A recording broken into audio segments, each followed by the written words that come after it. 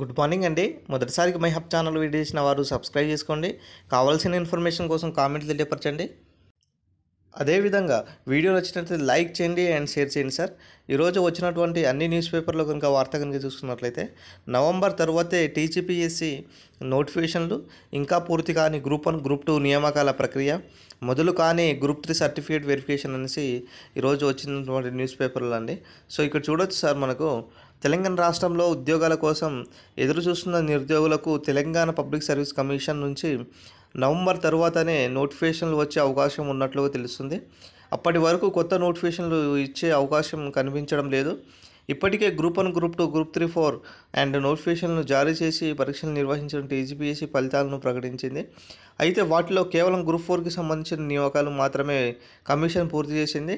ఇప్పటికే గ్రూప్ 1 నియామకాల ప్రక్రియ అనేది పూర్తి కాలేదు.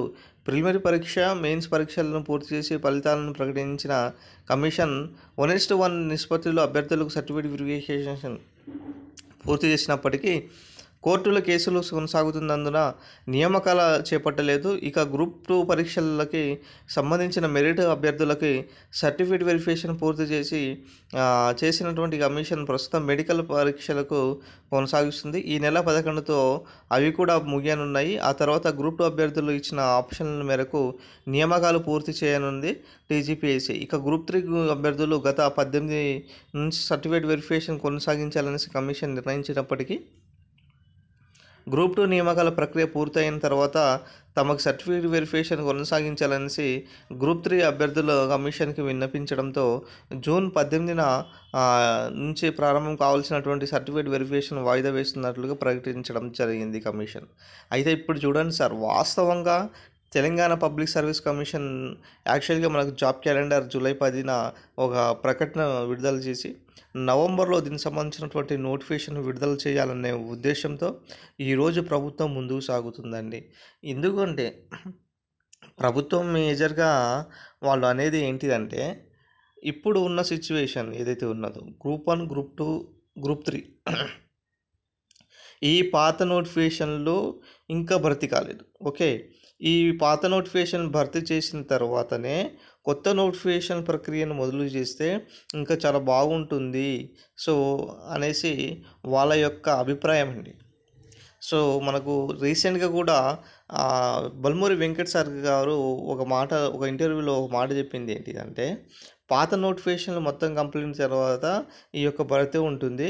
అదేవిధంగా క్యాబినెట్ సెషన్ కంటే ముందే జాబ్ క్యాలెండర్ అనేది ప్రకటన ఉంటుంది. చాలా మంచి విషయం చెప్పారు సార్. సో దానికి అనుగుణంగానే ఇప్పుడు జాబ్ క్యాలెండర్ ప్రకటిస్తారు.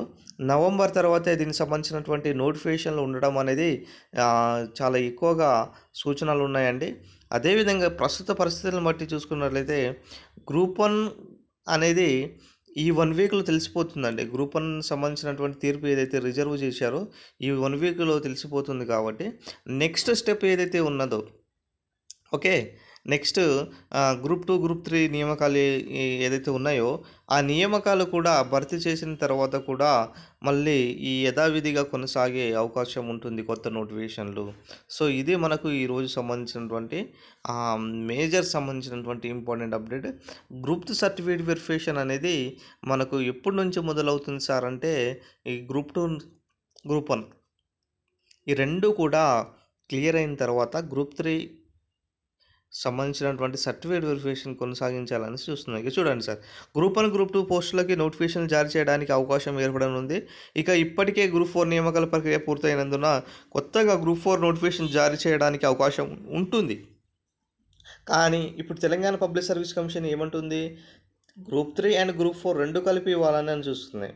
అయితే రాష్ట్రంలోని వివిధ ప్రభుత్వ శాఖల్లో ఖాళీగా ఉన్న ఉద్యోగాల వివరాలను ఇవ్వాలనేసి టీజీపీఎస్సీ ప్రభుత్వ శాఖలకు లేఖలు రాసింది.